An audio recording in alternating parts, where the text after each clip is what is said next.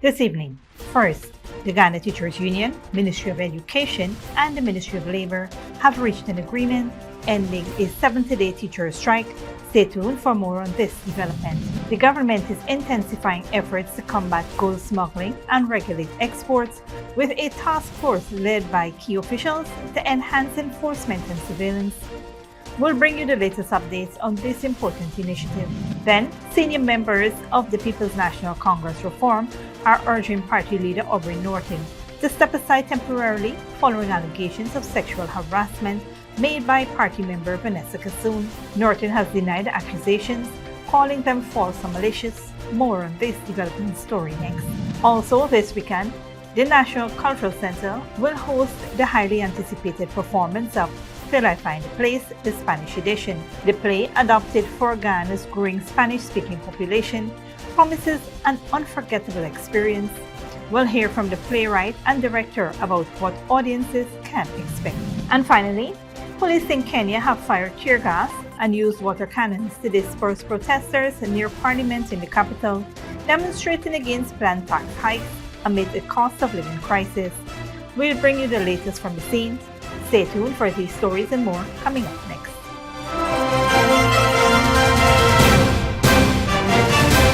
Welcome to this broadcast of Channel 2's Headline News Update for June 21st, 2024. I'm Baby Bacchus. Thank you for joining us. First up, the Ghana Teachers Union, Ministry of Education, and the Ministry of Labor have reached an agreement on the terms of resumption, ending a teacher strike that lasted over 70 days. GTU President Dr. Mark Light confirmed the agreement, which follows consultation with teachers nationwide. According to the agreement, there will be no loss of service for any employee. The teachers will return to their previous positions without any transfers. Additionally, conciliations will begin immediately upon full resumption of work to decide whether the time frame for a new multi-year agreement will be based on GTU's 2019 to 2023 proposal or the Ministry of Education's 2024 and onwards proposal.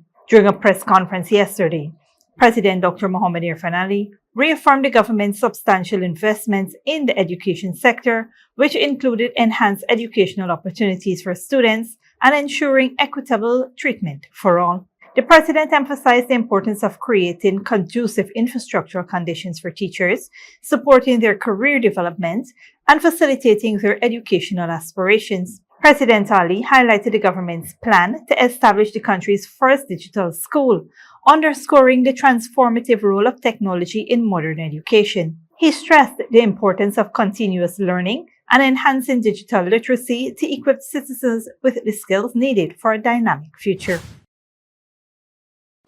In other news, senior members of the People's National Congress Reform are urging party leader Aubrey Norton to step aside temporarily following allegations of sexual harassment made against him by party member Vanessa Kassoon. Kassoon, a long-standing PNCR member, publicly confirmed the accusations initially shared by social media commentator Eglin Gomes. The allegations state that Norton, also leader of the opposition, allegedly sexually harassed Kassoon after another party member asked her to accompany him to London. Norton has vehemently denied these accusations, asserting that he was never alone with Kassoon in a vehicle heading to London and that all claims against him are false and malicious. In response to the unfolding situation, senior counsel Royceville Ford emphasized the need for a fair and transparent investigation, urging against prejudgments based on political biases. He stressed the importance of respecting both the rights of the accused and the allegations made by the victim. Opposition Member of Parliament Amanda Walton Desir expressed concerns over the nature of the allegations and emphasized the need for the party to address the matter seriously. She called for unity and support for Kassoon and denounced any victim blaming or shaming. Former Government Minister Simone Brooms highlighted the sensitivity of the allegations in the context of movements like Me Too, urging the PNCR to handle the issue with utmost care and fairness. She called on Norton to step down temporarily to allow for an internal investigation, emphasizing the party's responsibility to uphold social justice and protect its image. Kassoon, in her statement, reiterated her account of the incident, asserting that despite Norton's denial, she did travel with him in a car where the alleged harassment took place.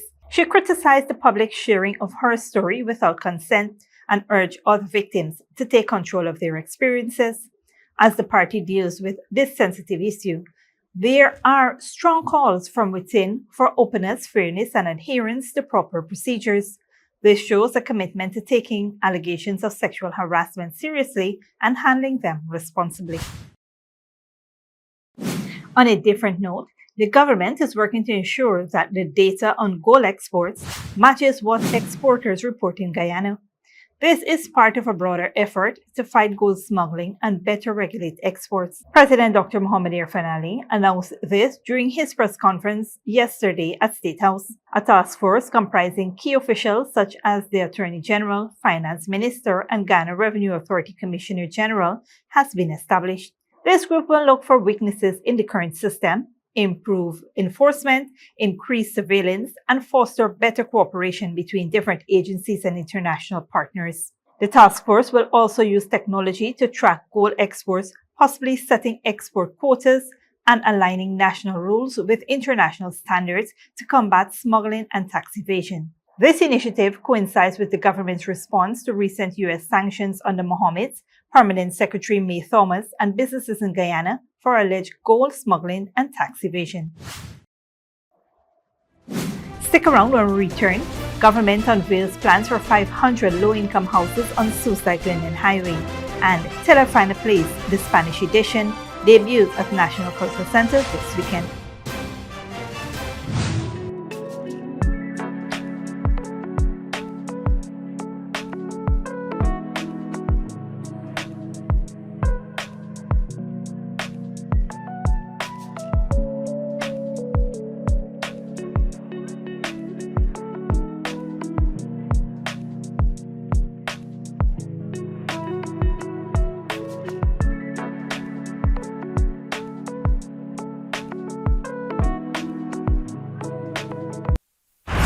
Experience more than award-winning speed.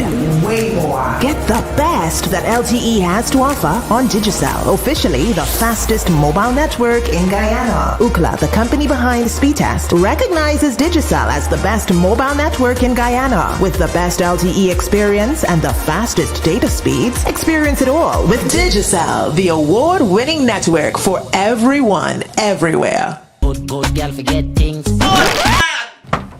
What's the problem, Granny? I want money for borrow for those surgery. I was dancing and I fall and fracture my hip. If you need some quick money, you should check Lender's Jewelry and Pawn Shop. Lender's Jewelry and Pawn Shop, Lot 238 South Road Border, Georgetown. Get jewelry made to order in just 72 hours. We also accept vehicles. Lender's, best rates, longest payback period. Boys, I get through. Plus, I could dance again.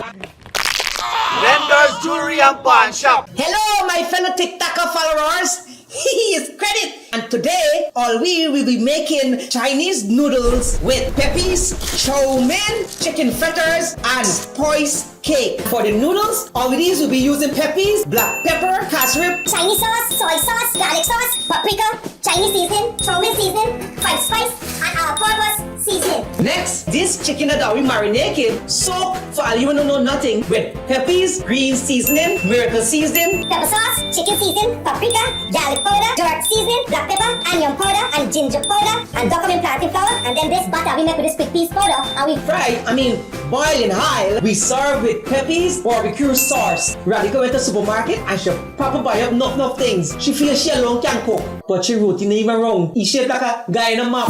Peppies has a wide range of ingredients available at supermarkets nationwide. Peppies, we put the pep back into your kitchen. The play of the year is here. Ronald Hollingsworth brings to you Till I Find a Place in Guyana, the Spanish Connection. Look, after all I do for you, girl, you still insist on living there with this nothing ugly man. Listen to me, I'm just going to go inside because right now Prakash is just talking a lot of stupid. I'm gonna Tú eres muy estúpido. Don't say. You get door, eh? When you come here first, you don't know the door. You open a white for me, now you're closing door. You know for 15,000, now you're closing door for me. Don't open the door like talk to you properly, girl. Are you being able to say like your price change from 15,000? June 22 and 23 at the National Cultural Center. Tickets $3,000 and $2,500. Directed by Sharon Cadogan Taylor and Ronald Hollingsworth. I am pregnant for the same man you say can't get you break na. Yes, what buy na sa break. So kaya mo intelligent water. You think I fight to go to it? Linda, get out of this house now. Get out. I am at put right in the rescue. Till I find a place, the Spanish Connection. Furnishing your home or office has never been easier. Here at Kissoon's, our inventory of locally made and imported furniture, offered at amazing prices, will leave you wanting more. From vinyl, floor rugs and carpets, bedroom, dining and living room sets, mattresses, pillows, office desk, chairs and filing cabinets, outdoor benches and tables. We have a piece of furniture for every room imaginable in your home or office. Check out our flagship store at Industrial Site Rijnveld or one of our branches in New Amsterdam, Port Morant, Riverton and Camp Street. Kissoon's Furniture, furnishing homes for over 50 years. Sneakily with a gift of sight from Modern Optical Services. Let our professional team examine and prescribe what's best for your eyes. Common smiles make fashionable faces. See us for a full line of optical services, including brand name and prescription eyewear.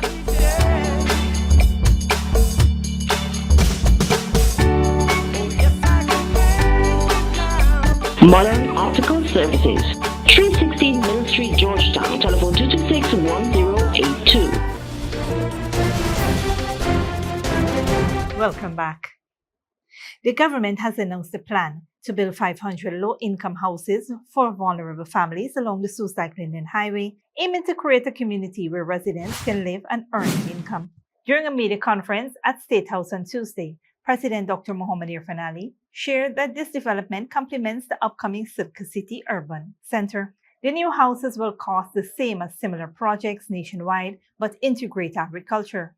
They will feature coconut or breadfruit trees in the front yard and a shade house in the backyard. Equipped with advanced agricultural technology, they are designed to enhance food production and provide a steady income for families. President Ali emphasized that the project is in its conceptual stage, but aims to move to implementation within 6 weeks. The houses will also be energy efficient, incorporating solar systems to reduce electricity costs. The project, estimated to cost around $6 billion, is a collaboration of the local, private, and banking sectors. The president said this inclusive initiative is part of the government's broader plan to enhance living conditions and economic stability for thousands of families, while also setting new standards for low-income housing on a global scale. This weekend, the National Cultural Center will come alive with the highly anticipated performance of Till I Find a Place, the Spanish edition, promising an unforgettable experience for theater enthusiasts. Headline News sat down with the playwright and director of the play to discuss the inspiration behind this unique adaptation, the challenges of bringing it to the stage, and what audiences can expect from this captivating production. The play is set in a home, and the play also has some, slightly, and sometimes it's abrasive, the way we look at what's happening today in our society, where Guyana, we feel, at this time, has a new population, a new rising population of Spanish-speaking people, which is new for us. And so what happens when they come in? Like all immigrants, when you come in, you're like searching for your place. Hence, the Till I Find a Place concept comes into effect. People are coming from their homeland to ours and are trying to find themselves here. The part is that Guyana is known for its hospitality and not hostility. However, it's complicated, just like the play. Till I Find a Place is no stranger to the drama stage, having been rebranded multiple times with versions such as Till I Find a Place in Sophia, Till I Find a Place in the US, and Till I Find a Place in Linden, among others. This time, the directors have introduced a Spanish edition in response to the growing Spanish-speaking population in Guyana. I don't think there has ever been a play that addressed the issue, and added to that, it's being done with excitement, a lot of fire, a lot of flavor. The actresses are rearing and ready to go, We expect a part of the audience to be Spanish because they're hearing about it and expressing interest in seeing what we have in store for them, the messages that we're going to be sending about them, and so on. So it's going to be entertaining and interesting to see how everything unfolds. The play is a melodramatic satirical comedy that highlights current situations unfolding in Guyana, mainly focusing on the integration of the Spanish-speaking population. Don't miss it. You've got to see this play. It is, I want to say it's like historical in a way. There are going to be things that's it's going to pull strings at your emotions, and certain parts are raw in terms of action and what's going on stage, and you would want to get involved. So come prepared to go through a wide range of emotions. Featuring a talented and diverse cast, Till I Find a Place, the Spanish edition, brings together some of the finest actors in Guyana to deliver a powerful and captivating performance. Some of the players are Norie Gerard, Mark Luke Edwards, Mark Kazim, Michael Ignatius, Frederick Minty, Latoya Da Silva, and Jasmine Wong. Don't miss the chance to experience Till I Find a Place, the Spanish edition, this weekend, June 22nd and 23rd at the National Cultural Center. The show starts at 8 p.m., so come and enjoy a night of captivating drama and stellar performances. Don't go away after the break. Landslides kill at least 15, displace millions in Bangladesh and India. And as Putin visits, Vietnam says it will boost ties with Russia for global peace.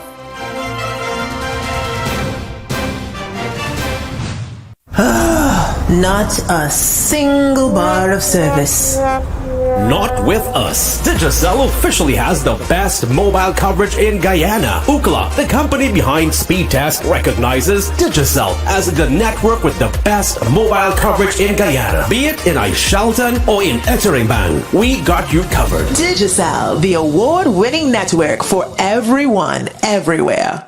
Hello, my fellow TikToker followers. He is Credit, and today all we will be making Chinese noodles with peppies, chow mein, chicken fritters, and spice cake. For the noodles, all of these will be using peppies, black pepper, cashew, Chinese sauce, soy sauce, garlic sauce, paprika, Chinese seasoning, chow mein seasoning, five spice, and all-purpose seasoning. Next, this chicken that we marinated, soak for all you wanna know nothing with peppies, green seasoning, miracle seasoning, Pepper sauce, chicken seasoning, paprika, garlic powder, jerk seasoning, black pepper, onion powder, and ginger powder, and document plantain flour, and then this butter we make with this quick piece powder, and we boil in high. We serve with peppies, barbecue sauce. Radhika went to the supermarket and she proper buy up enough things. She feels she alone can cook, but she routine even wrong. She shaped like a guy in a map.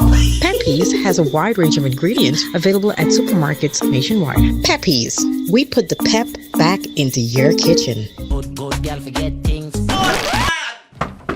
What's the problem, Granny? I want money for borrow for those surgery. I was dancing and I fall and fracture my hip. If you need some quick money, you should check Lender's Jewelry and Pawn Shop. Lender's Jewelry and Pawn Shop, Lot 238 South Road Border, Georgetown. Get jewelry made to order in just 72 hours. We also accept vehicles. Lenders, best rates, longest payback period. Boys, I get through. Plus, I could dance again. Lender's Jewelry and Pawn Shop. Cheaply with a gift of sight from Modern Optical Services. Let our professional team examine and prescribe what's best for your eyes. Current smiles make fashionable faces. See us for a full line of optical services, including brand name and prescription eyewear.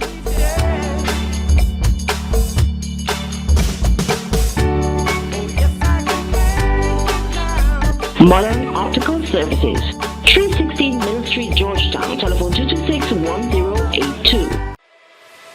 Furnishing your home or office has never been easier. Here at Kissoon's, our inventory of locally made and imported furniture, offered at amazing prices, will leave you wanting more. From vinyl, floor rugs and carpets, bedroom, dining and living room sets, mattresses, pillows, office desk, chairs and filing cabinets, outdoor benches and tables. We have a piece of furniture for every room imaginable in your home or office. Check out our flagship store at Industrial Site Rijnveld or one of our branches in New Amsterdam, Port Morant, Riverton and Camp Street. Kissoon's Furniture, furnishing homes for over 50 years.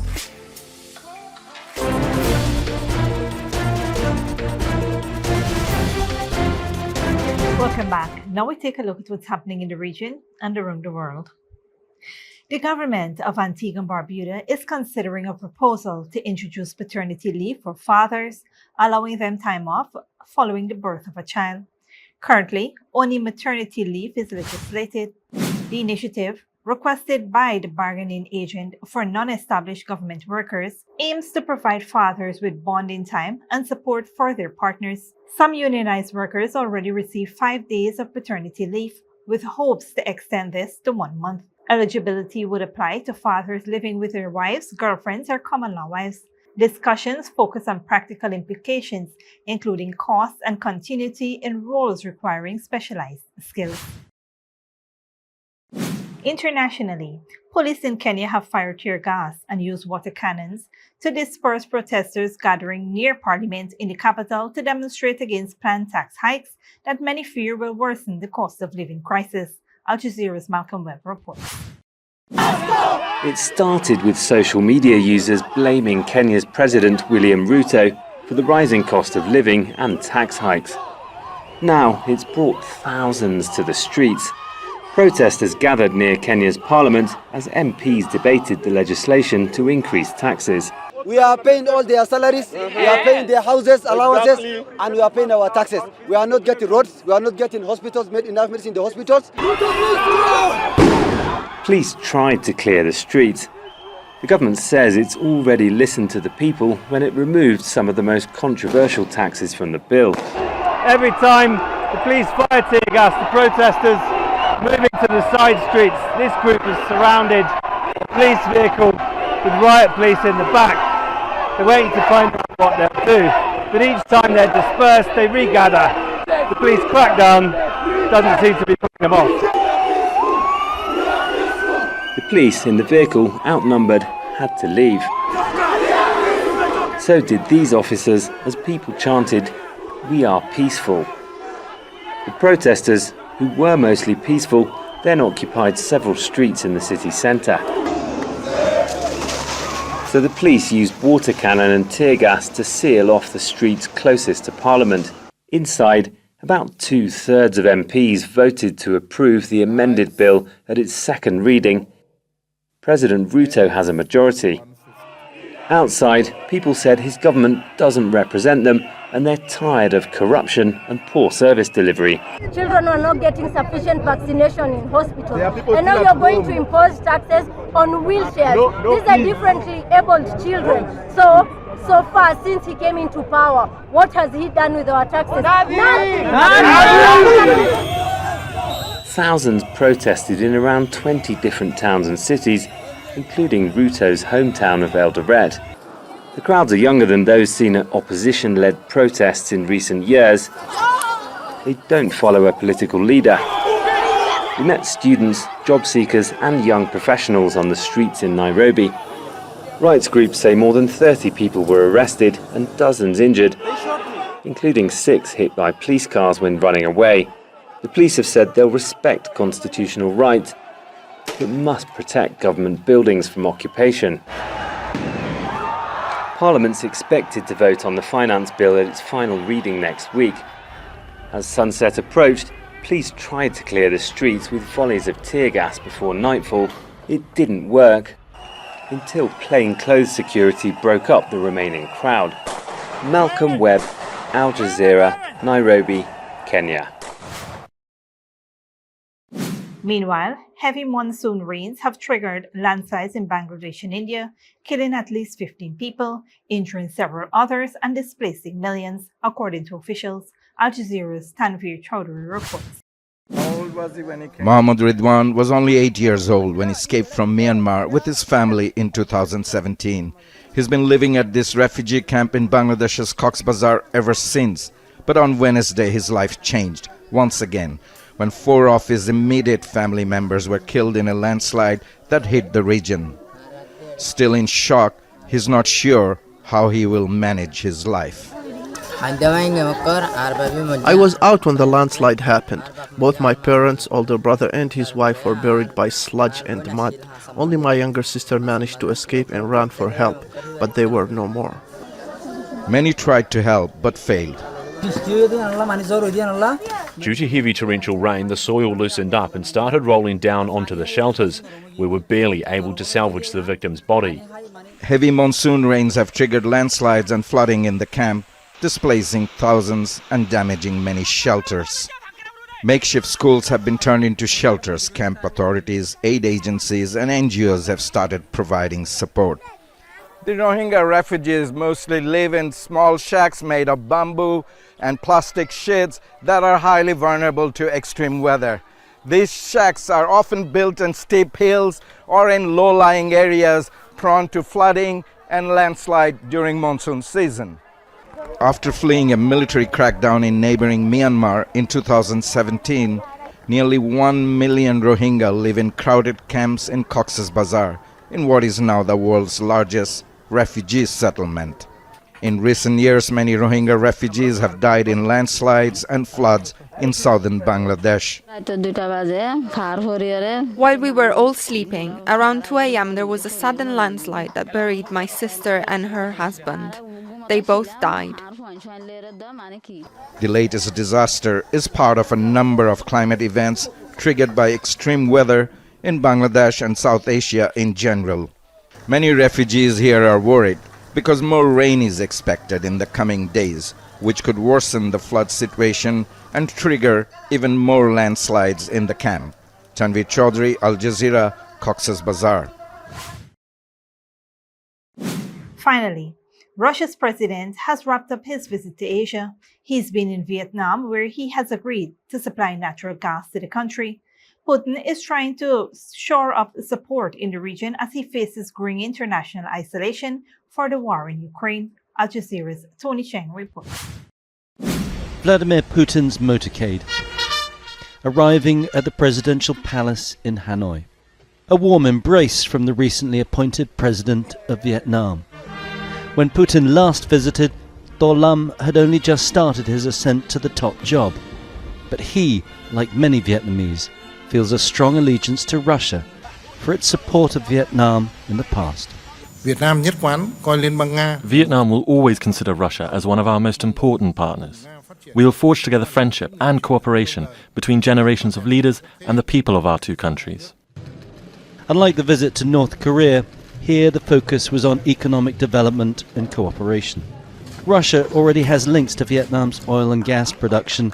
New agreements have been signed to further that development. But Putin is also eager to be seen as a player in the wider region.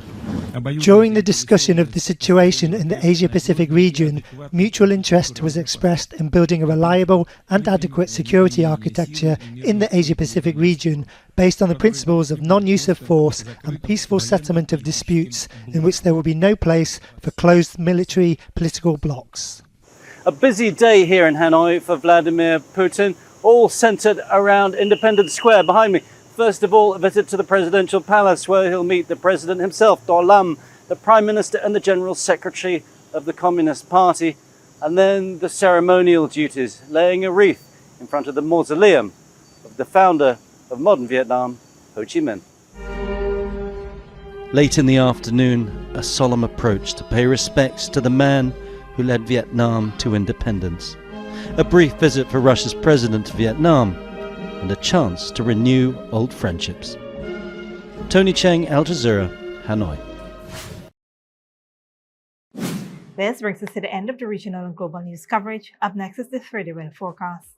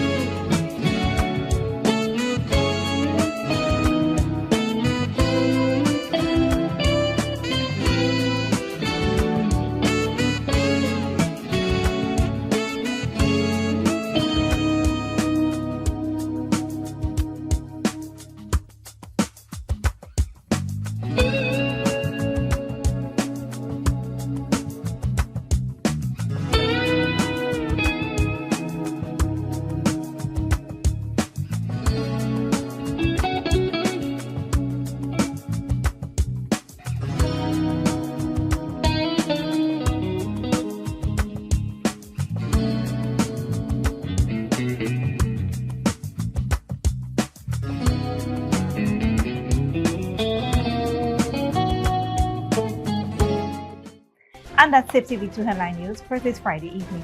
As we take our leave, we invite you to follow us on Facebook and YouTube. We will be off for the weekend, but you can tune in on Monday at 7 p.m. for more news. Until then, please take care of yourself and each other.